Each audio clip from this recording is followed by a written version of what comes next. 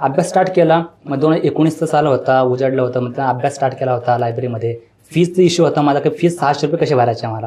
त्यासाठी कामाला जाण्याचे पण हे होतं. पण मी म्हटलं की आता कामाला पण जाईल मी, पण काय दुसरे सोर्सेस आहेत का जसं की मला फ्री भेटू शकते लायब्ररी.